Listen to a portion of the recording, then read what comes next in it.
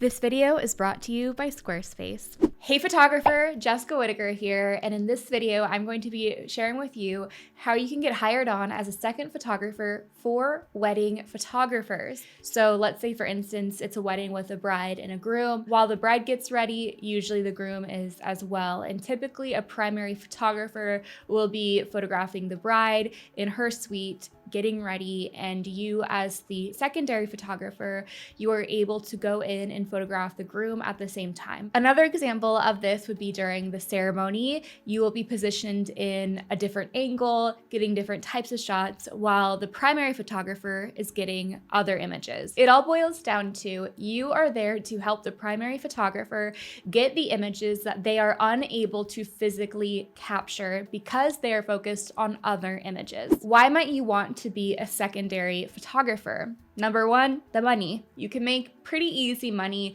couple $100s on a weekend. Now, it's not easy. Wedding photography in any scope is not easy, but in the scope of wedding photography, all you do is show up the wedding day for a set amount of hours, and then you leave. You hand over your SD card. You're not doing the consultation, the editing. All you are there to do is the day of assist the primary photographer. You might be looking to become a second photographer for the overall experience, whether this is to prepare you for becoming a primary photographer or because you want to learn and work alongside lots of different types of photographers. If you are doing this to prepare yourself to eventually take on weddings of your own someday, I highly recommend you photographing as many types of weddings as you can, including different ceremony types. So from Hindu ceremonies to Jewish to Catholic, there's so many different kinds of wedding ceremonies that have different timelines. The more ceremonies that you become familiar with their timeline, the better. I recommend photographing at least 5 weddings as a second photographer before you take on your own. Now let's get into how to get hired on as a second photographer. How long do they work for? Image rights, editing. We're gonna get into it all, but before we do, I wanna thank my sponsor, Squarespace, for making this free video possible. A photo speaks 1,000 words, but a polished and professional portfolio can get us those $1,000 clients. Enter Squarespace, the all-in-one platform for websites and domains. Photographers, it's time to be done settling for slow-loading websites with tedious plugins. I trust Squarespace's all-in-one platform to keep me booked and busy. Pick from one of their dozens of contemporary drag-and-drop layouts, host your custom domain and email with them, and even conduct successful email campaigns. Everything you need to run a successful photography business under their umbrella and at your fingertips. You can head to squarespace.com to begin your free trial, and when you are ready to launch your beautiful professional website, you can go to squarespace.com/Jessica Whitaker to get 10% off of your first purchase of a website or a domain. How to get a job as a second photographer. There's a couple different ways. Number one is to join a local second photographer Facebook group. This is where primary wedding photographers, so the main photographer that the client has hired, has a job listing. They are in search of a secondary photographer. Sometimes these posts can be pretty vague, or sometimes they can be specific. I'm looking for a photographer who can drive to Tampa, who photographs with a Nikon. Different photographers have different requirements for you as a secondary photographer. We'll get into that in a moment. Another way you can get hired on as a second photographer is to simply pitch yourself to other wedding photographers. If you don't know what to say in this pitch email, I have you covered. I've actually created an email template where you can easily adjust, add in, arrange your own pitch for your local photographers. This is what I personally would do when I was pitching myself to photographers in the Seattle and New York City area. I also include a testimonial request template that you can send to the primary photographer after you have finished working with them. I'll talk about why testimonials are important at the end of the video. If you don't know where to begin when it comes to writing a pitch email to a photographer, if you feel like maybe this is something that will just become a point of procrastination, something that's going to hold you back, eventually I'll get around to pitching, then I encourage you to go down to the description box below, click the link, and get the email templates to get you started. Let's talk about the use of images. Do you, as a secondary photographer, own the images? Do you have the rights to them? This is going to depend on each photographer. Some wedding photographers don't mind. You can have free reign, you get to keep the images, edit them, even make a blog post as long as you credit them and make it clear that you are the secondary photographer. Some will allow you to post to social media, just don't tag the client, and it has to be after the primary has delivered their images to the client. And some photographers say no, not at all. Whatever the primary photographer chooses to do is fair. They have paid you for your time, and your purpose was to photograph for them, under them, work for them the day of the wedding. That was your purpose. The purpose wasn't so that you could use the images to advertise your own wedding clients. With all of this being said, it boils down to clear communication. Just ask the primary photographer, but ask them before the wedding. Don't ask them right during or after. Have that discussion before. And if they say no, you don't have the rights to the image, this isn't time to negotiate. They're going to be able to find a secondary photographer who will be okay with it. From my perspective, it's for the experience, not for the final result. You are there to work and to gain experience, and that's how I view it. And that's even how I second shoot. So I personally actually really prefer being a second photographer. If any of you out there need a secondary photographer, send me an email. I'm dead serious. I know what I'm there to do, and I like that. I can go, I can photograph, I do what I love.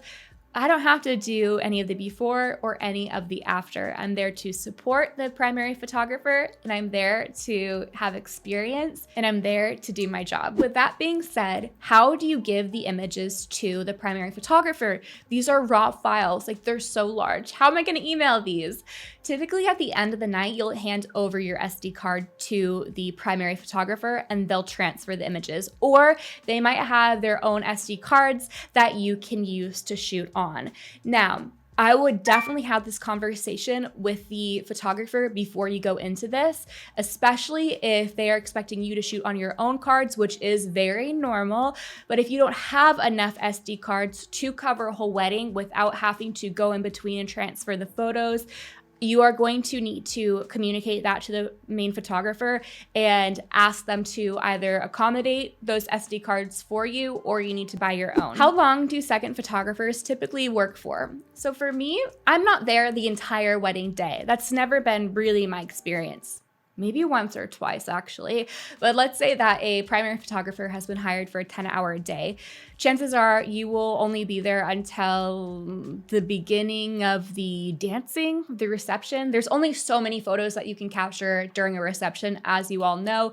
The primary might have you take photos of the guests, but once everybody's dancing, you probably will be excused and allowed to go home. I do recommend having that conversation, asking how many hours you will be working for with the primary photographer, but keep in mind wedding days change. The schedules are very flexible, so they can really only give you an idea. Basically though, don't have dinner plans. Set the whole day aside to do this job. What kind of gear should you have as a secondary photographer?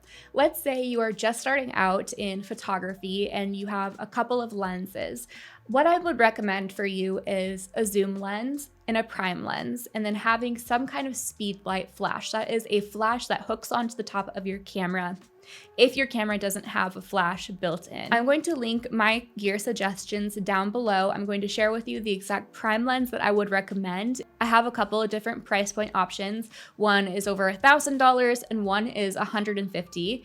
I also will link down below my favorite zoom lens that I use for wedding ceremonies. This zoom lens is also at a very affordable, budget-friendly price point. I've created 2 videos around this lens, and I'm also going to link down below the speedlight flash that I use that is $30. And I've used speedlight flashes on my old Nikon that were a couple hundred, and this $30 speedlight flash does the job great for wedding photography. As mentioned a little earlier, you're going to want to have quite a bit of SD cards, and if you don't have enough to capture an entire wedding, then you will want to communicate that to the primary photographer.